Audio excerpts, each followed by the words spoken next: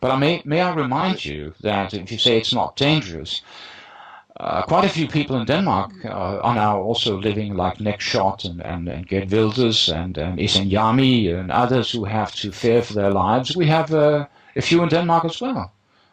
We have Pia Kjærsgaard, the leader of the Danish People's Party, who is which is mostly a social democratic party. But is it not the We have the Muslim parliamentarian, member of parliament, Nasser Khader, who's also always surrounded by police. We have the cartoonist Kurt Vestergaard.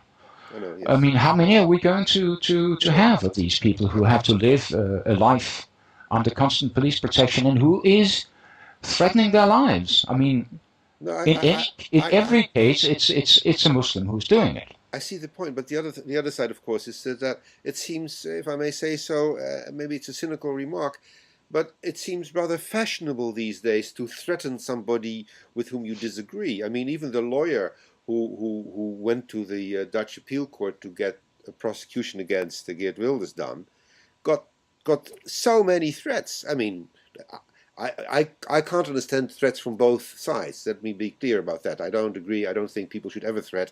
We have to, we can do with words. We can just argue. I think that's the best way to behave. Nonetheless, threatening is kind of a, it is. You even deserve political status. A politician should receive threats. They all receive threats from all political sides, basically. So it's a fashion of the day, and I'm afraid it's not just Muslims who threat. It's others participate very much in that game. Well, it would be naive to expect that this will not spill over to non-Islamic groups. Of course, we've seen these threats, death threats, and as you very well know, being a Dutchman, we have seen killings. By a Dutch politician, although we don't know exactly if he was killed for that reason, but we saw. Well, the first Dutch politician, the recent, was the Secretary of Justice, whose house was exploded. He was from the left. I mean, so it happens apparently on all sides, which is not a justification at all, because I think it's horrible, disgusting, should never happen. But it happens. No, it should not happen. It should not happen. Yeah, once we start down that road, there's no end to. I agree. We saw what happened in the Weimar Republic. Fortunately, I can say that in Denmark we have no examples of anybody else being threatened. The only people who are being threatened in Denmark and who have to live a life underground and under constant police surveillance are people who have said bad things about Islam.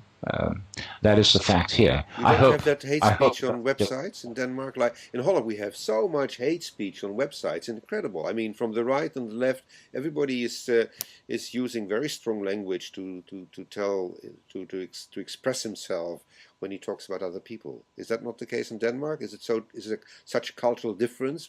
Because with this possibility the internet gives, that you can basically anonymously criticize anybody you wish. People just say whatever they think is right to say, including threats. I suppose the same thing exists here, all over. I don't follow it very closely.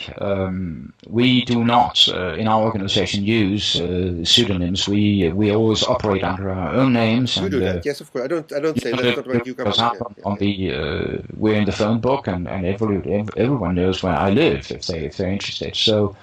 We do not pay much attention to that, but of course, any sort of hate speech is deplorable. Absolutely. Yeah. No, what I mean is, it not just the prerogative of the Muslims of a few Muslims, I would rather say, who use hate speech, who threaten people.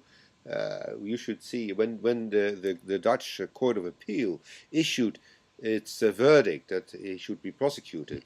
If you watch the mails and the threats, these judges have been threatened personally.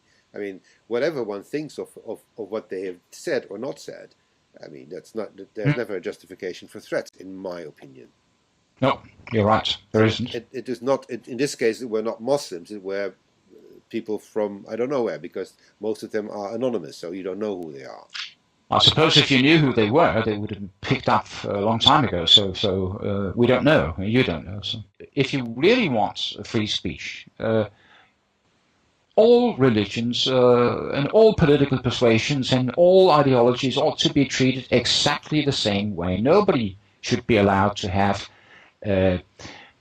any special rights or any special right not to be criticized, and that is what's happening in practice. So, would you say that a person who says you're not allowed to criticize my religion because that is the word of God? Well, this person may not be a violent jihadist, but still, it exerts a pressure on what you can say and what you can do in the society. Yeah, there are two things to say there. First of all, many. Let's put it this way: when people criticize somebody else, I mean, in freedom of speech, it's very important that tolerance is, in a way, one could argue, a restriction on the freedom of speech, because you must accept that another person says something you do not like. That's a restriction of your own freedom. We accept that all because it's important. Because that is not a restriction. I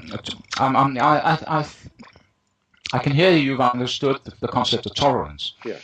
Tolerance is something that the attacked or the accused party ought to display. Yeah, but tolerance is something I ought or you ought to display. If somebody attacks me, for fairly or unfairly, I have to tolerate that. I have to respond not by violence or threats, but by argument or counter-argument or counter-accusations. Sure. But on the other hand, that is tolerance. Yeah. Tolerance is not something you ought to impose on the messenger.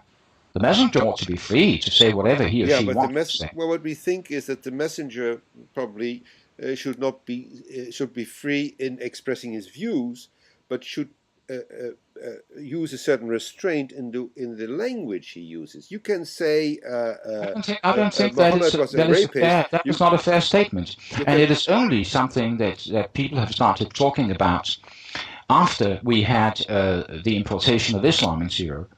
I mean, you're old enough to remember perhaps what people used to say about Christianity before we had even one Muslim.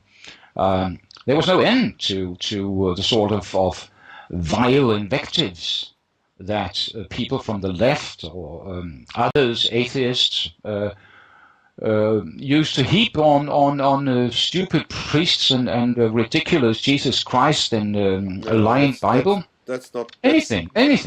No. And that, of course, the Christian church had to tolerate that because that was the way it was. Oh, that's not really. I'm afraid I don't. So after the importation of Islam, all of a sudden we've sort of become like little girls in a Sunday school. Oh no, you can't do that because that would hurt them.